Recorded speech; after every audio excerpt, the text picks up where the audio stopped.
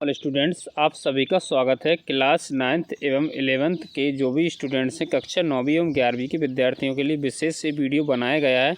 आप सभी के लिए किस तरीके से तैयारी करना है। जो वार्षिक परीक्षा आपकी स्टार्टिंग होने वाली है 16 मार्च से, और उसके लिए आपको किस तरीके से पढ़ना है, कहाँ से आपका पेपर बनेगा, किस तरीके से आपको इसकी पूरी तैयारी कंप्लीट कर लेनी है। तो आप सभी के जो कमेंट्स आ रहे थे उसके अकॉर्डिंग मुझे ये वीडियो बनाना पड़ रही है। तो वीडियो को लाइक कीजिएगा, चैनल पर पहली बार विजिट करते चैनल को सब्सक्राइब करने से तो बेल आइकन को प्रेस कर लीजिएगा।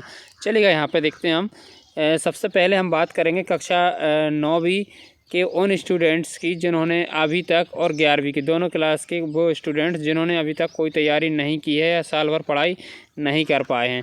तो उनके लिए मैं बता दूं कि सबसे पहले उनको करना ये होगा कि जो आपका अर्धवार्षिक यानी हाफ ईयरली एग्ज़ाम का पेपर होगा उसको आपको बहुत अच्छे से याद करना होगा, बहुत अच्छे से उसके सभी ओटी विकल्प कंप्लीट आपको सभी क्वेश्चन पेपर आंसर सहित करने होंगे।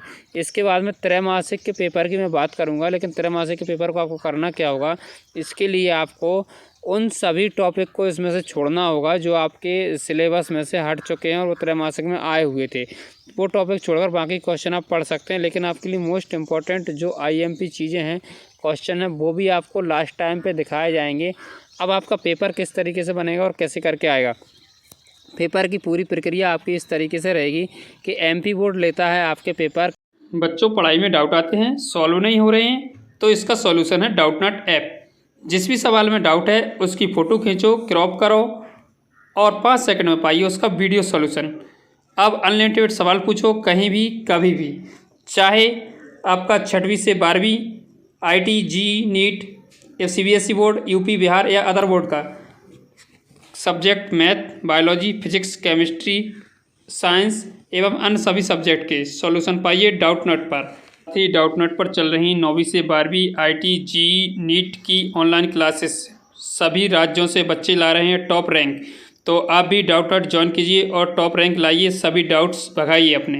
क्लास 10th एवं 12th के, यानी जो आपके क्लास 10th और 12th के पेपर होते हैं वो एमपी बोर्ड से तैयार किए जाते हैं, और उसके जो पेपर तैयार किए गए 10th और 12th के, उनमें आपका प्रश्न बैंक से आ तो रहा है लेकिन थोड़ा बहुत कम आ रहा है और कुछ कम आ रहा है। कुछ आपका देखिए प्री बोर्ड के पेपर उसमें और सभी को मिला कर के प्रश्न बैंक से भी कुछ फंस रहा है। बट ये चीज़ें जो बनाई जाती हैं प्रश्न बैंक वगैरह, ये आपको लास्ट टाइम के लिए बनाई जाती हैं जो स्टूडेंट्स तैयारी अच्छे से नहीं कर रहे हैं। उन स्टूडेंट्सों से मेरा कहना है जो 9वीं एवं 11वीं की स्टार्टिंग से तैयारी कर रहे हैं, वो तो आप अच्छे से जो भी पढ़ रहे हो उस चीज़ को आप पूरा बेसिक याद कीजिए, वो आपको आगे चल के भी काम में आएगा। कुछ गलतियाँ जो हमें नहीं करनी है वो देखिएगा। अब आप बात करो कि प्रश्न बैंक में एक क्वेश्चन था कि सबसे पहले औद्योगिक क्रांति इंग्लैंड में शुरू क्यों हुई या इंग्लैंड से शुरू क्यों हुई। अब बात करूंगा मैं क्लास 10 के उन स्टूडेंट्स की जिन्होंने गलती की है कि एक ऑप्शन आया था कि औद्योगिक क्रांति सर्वप्रथम कहाँ पे शुरू हुई, और उसका भी आंसर वो इंग्लैंड लगा कर नहीं आए, गलती करे आए। वो कह रहे हैं हमने प्रश्न बैंक में पढ़ा ही नहीं है। भैया, प्रश्न बैंक से कहीं से भी क्वेश्चन एग्जिट नहीं आ रहा है, आपको ओटी बनाई गई है प्रश्न बैंक से। आपने प्रश्न पढ़ा था कि प्रश्न वहाँ से तैयारी क्यों, यहाँ से स्टार्ट क्यों हुई इंग्लैंड से। अब आपको पता है कि इंग्लैंड से क्वेश्चन पूछ रहा है तो इंग्लैंड से हुई है, तो इंग्लैंड ही है उसका आंसर, तो आपको इंग्लैंड इसका आंसर देना था। ठीक है, तो ये तो कुछ चीज़ें हैं जो आपको ऐसा लगता है कि प्रश्न बैंक से कुछ भी नहीं आता, तो उनके लिए, उन स्टूडेंट्स के लिए हैं। अब जो स्टूडेंट्स कंटिन्यू पढ़ रहे हैं उनके लिए तो यही पढ़ना है पूरा टोटल, जो उससे पढ़ रहे हैं रिवीजन करते रहिएगा। प्रश्न बैंक उन स्टूडेंट्स को अच्छे से पढ़ना जिन्होंने थोड़ी बहुत कम तैयारी की है, वो प्रश्न बैंक ही कर लें। अब दूसरी बात यह है कि लोक शिक्षण संचालनालय जो हमारा डीपीआई है, तो डीपीआई क्या करता है आपके लिए, जो लोक शिक्षण संचालनालय आपको पता होगा प्रश्न बैंक जारी करता है और आपका एमपी बोर्ड बनाता है बोर्ड के पेपर क्लास 10th और 12th के। तो उसमें हमें जितना फंसा या नहीं फंसा उसकी एक अलग बात है, लेकिन आपको जो डीपीआई द्वारा प्रश्न बैंक तैयार किए गए हैं तो आपके 9वीं एवं 11वीं में इसमें पूरा 90 से लेकर और 100% तक आने के पूरे चांसेस हैं। तो आप इनसे पूरी तैयारी अच्छे से कर सकते हैं। हाँ, कुछ क्वेश्चन यदि प्रश्न बैंक का आंसर गलत छपे हुए तो उनको आप सही कर लीजिएगा, और वो भी डाउट हो वो आप क्लियर कमेंट में कर दीजिएगा।